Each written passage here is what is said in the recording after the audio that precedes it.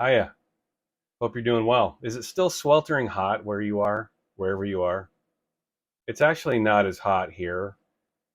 It was like 75 degrees here today. And it's supposed to be 75, 80-ish all weekend, but then it's getting into the danger zone next week, as the news put it, like dangerous heat. Fucking ludicrous heat.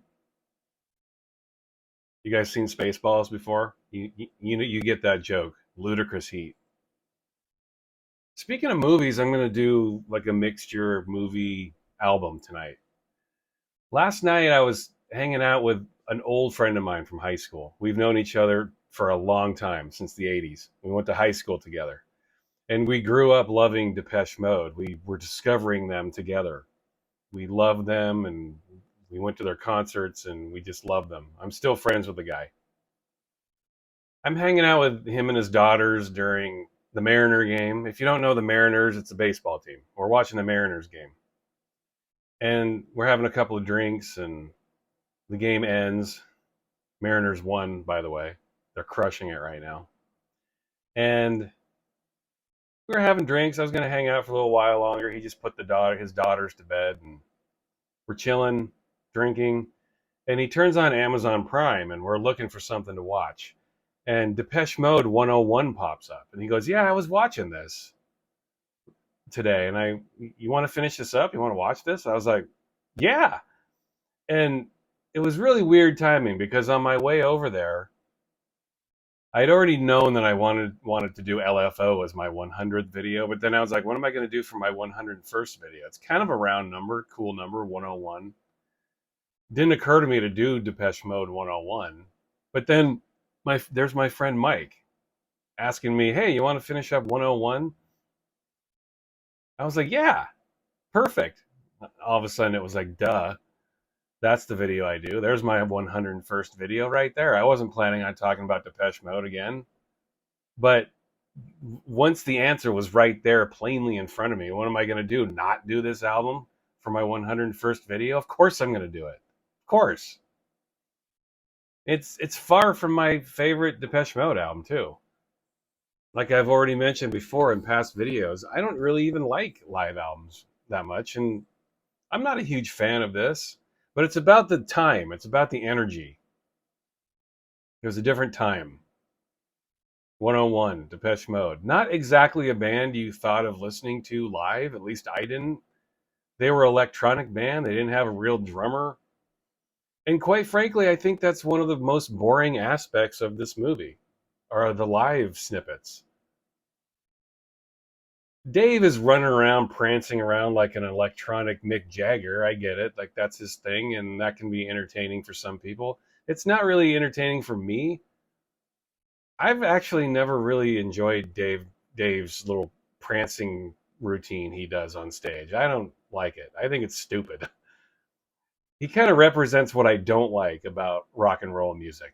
And obviously, Dave, he was extremely full of himself at this point, and he would only go farther off the rails in the years after this. 5 years after this was done, he was going to reach the apex of his douchebaggery with Songs of Faith and Devotion. He took his douchebaggery to a whole new level there. That's a different video. But I saw this in the theater with my friend Mike, the dude I was hanging out with last night. It was fun to revisit the movie and the music. I hadn't listened to either or watched either for a long time. It was cool to revisit it. And it's a good movie. It was made by D.A. Pennebaker, who made a Bob Dylan documentary in the 60s, which I highly recommend. That one's much better, I think. This one's good. It's a good document. It's a good historical testament of Depeche Mode and what the times were like then. I really honestly don't really enjoy this album all that much. It's all right.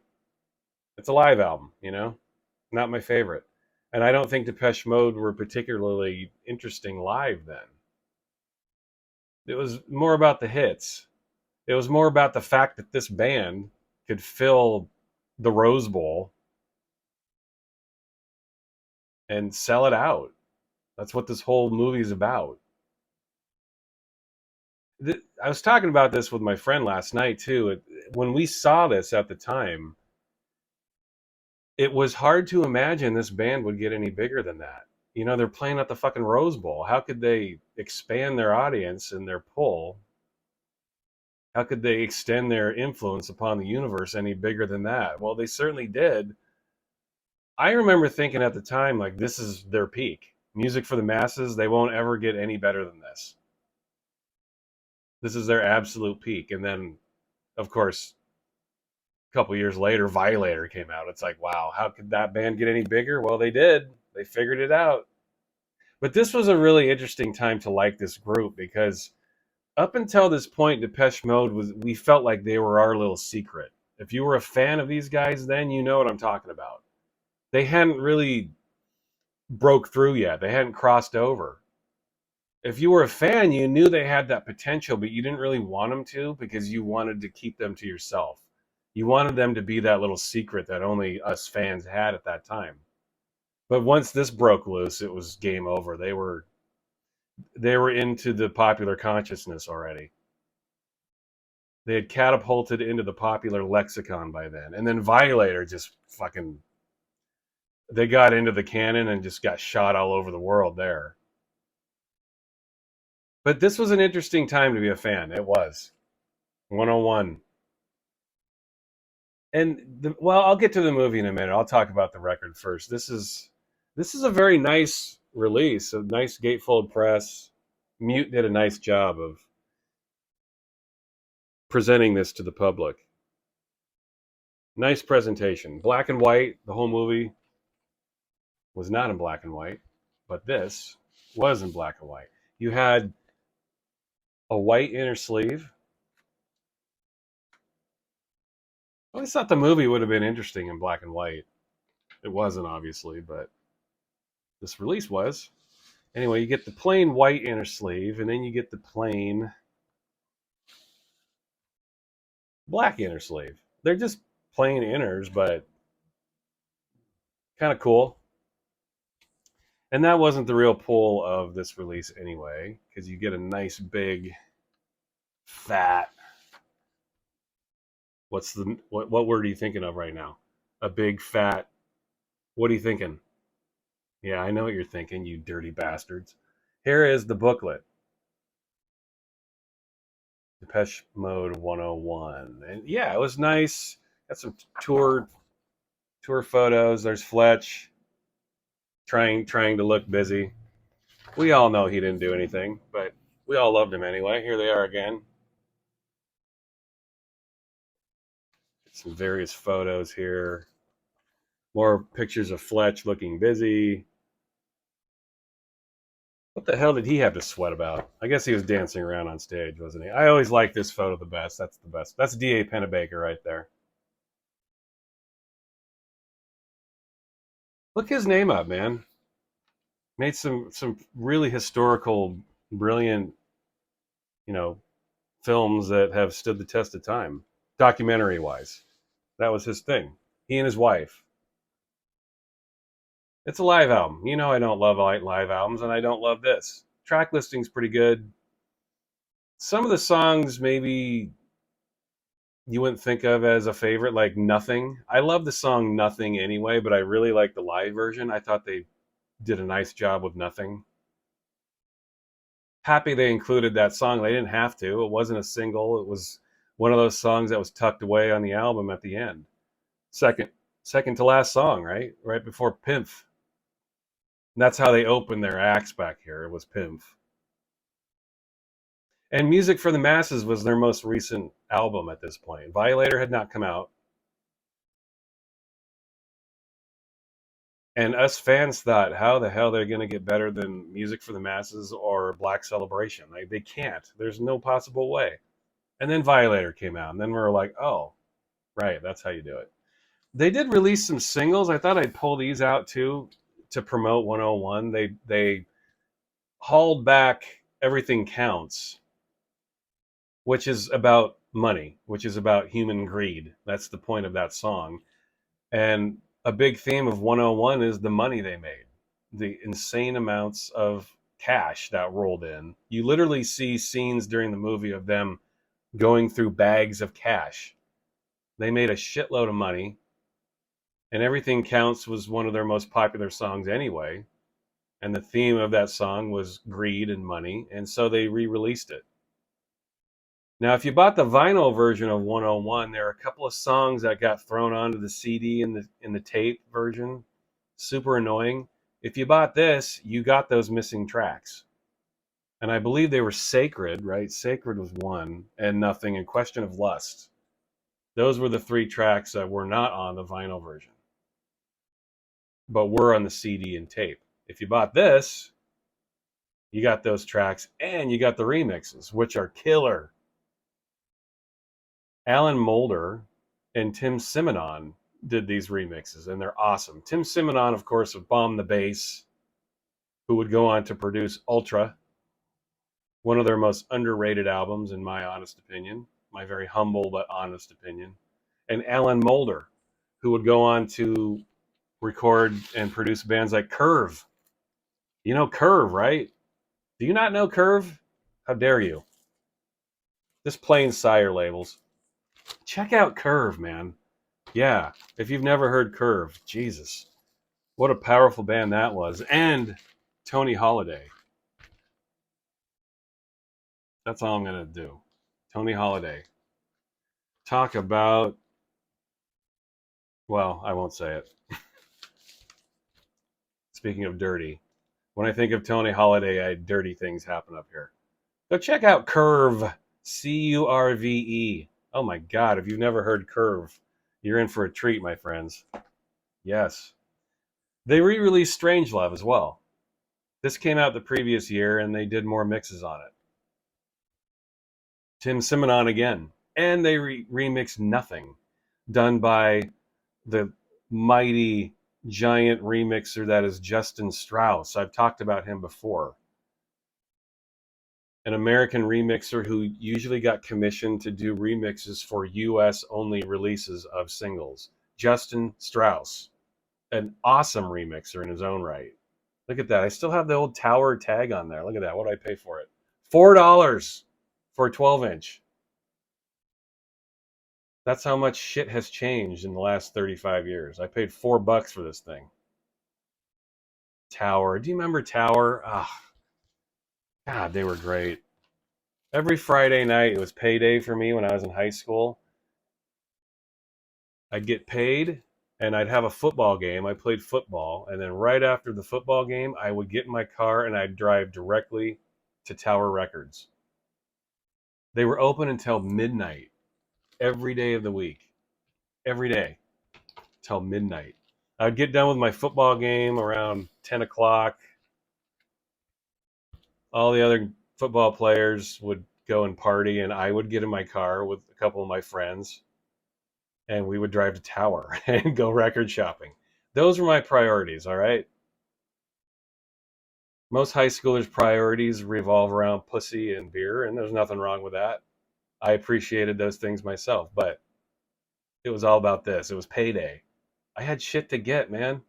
I have no doubt I bought this after a football game on a Friday night. Memories. And then they also released this. They were the new single at this time was Route 66. It was Behind the Wheel, but Route 66 was a B-side. And they did a mega mix on here. There are different versions of this with different remixes. This is the US version. I have the other UK versions. I'm not going to show those. I'm just going to show this one. But you hear Route 66 at the end of the movie when the camera's circling the plane. You hear the Beatmasters mix, which is the best mix, in my opinion. You get some fine remixes of one of their finest songs right here, Behind the Wheel.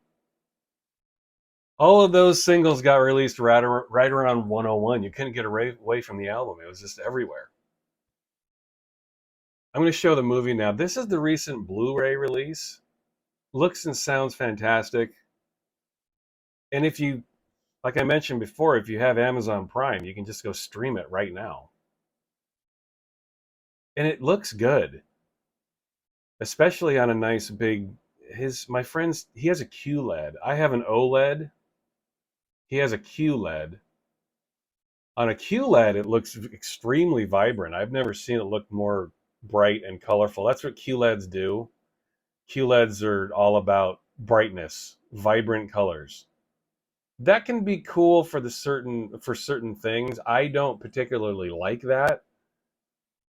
I like more of a plasma feel. I like the blacks to be super dark, super black. And I have an OLED. But it was fun seeing this on a QLED. I mean, it's you might not think there are differences, but there really are.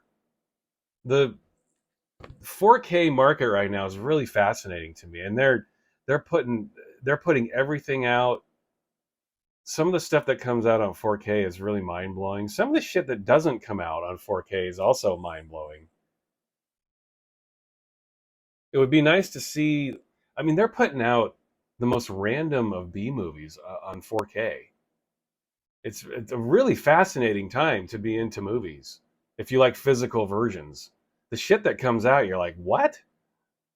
But then there's some stuff like, oh god, what was the movie Doom Generation? I was talking about Doom Generation with Isilrod on Instagram. How have they not done Doom Generation? It's not even on Blu-ray.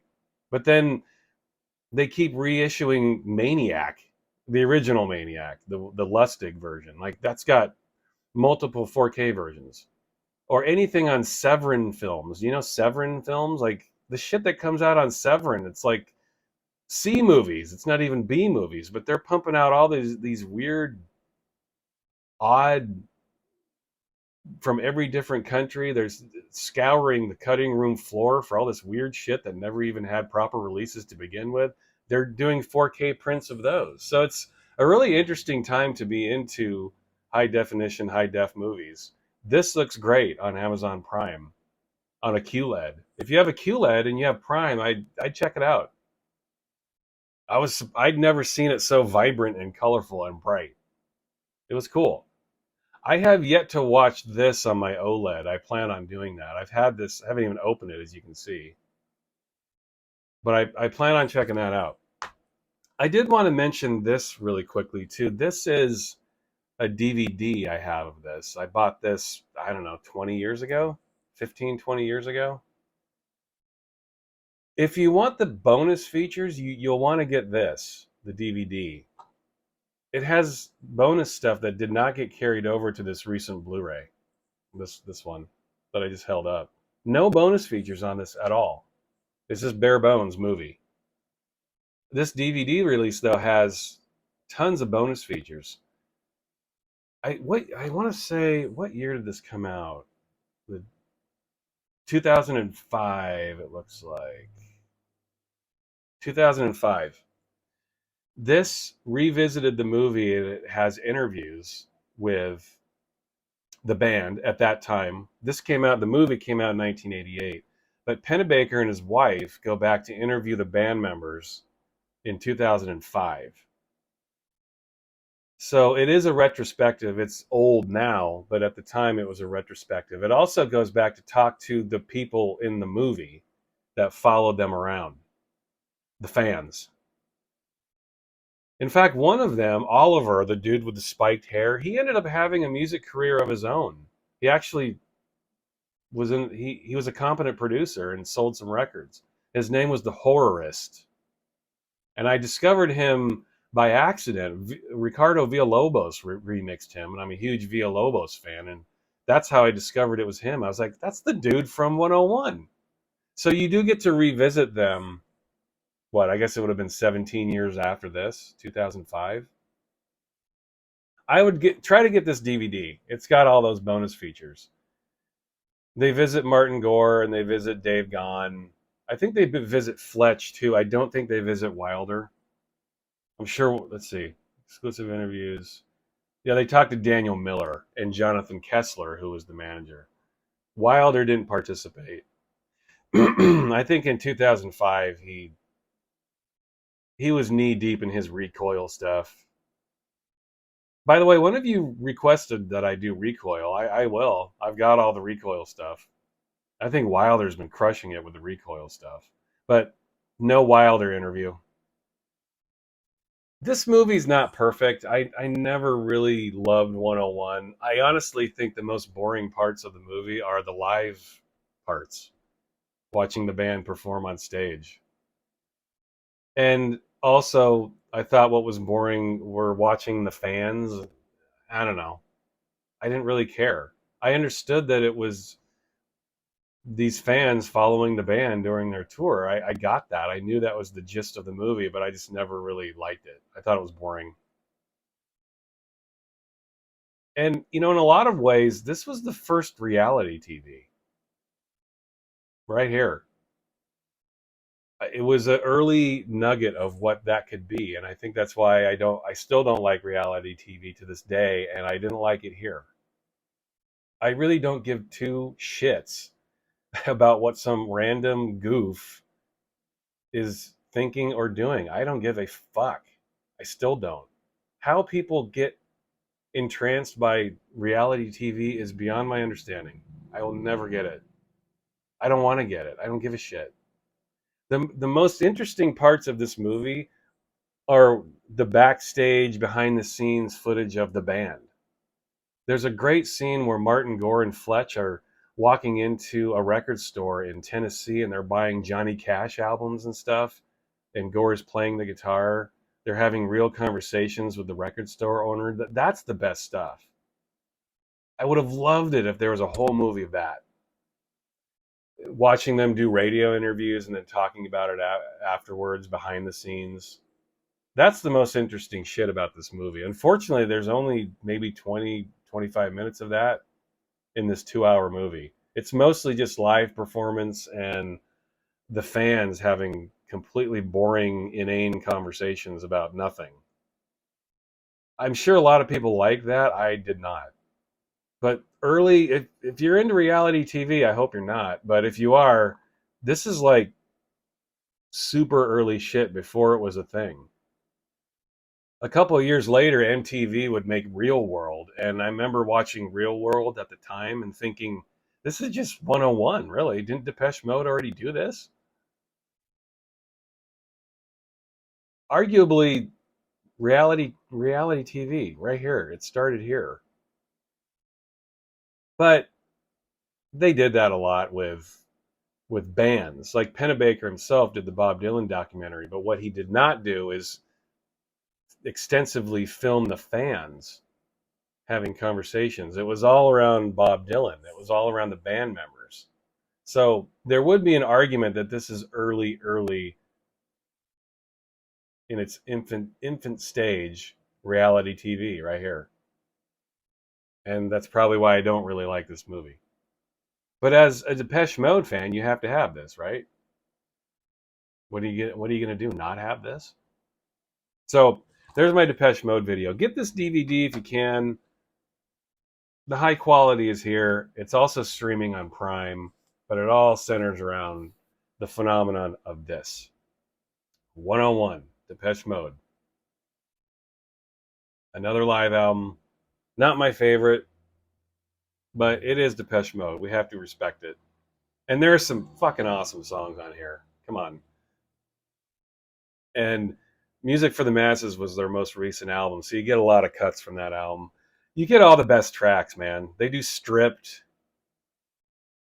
They do a lot of some great reward stuff, which is one of my least favorite albums of theirs.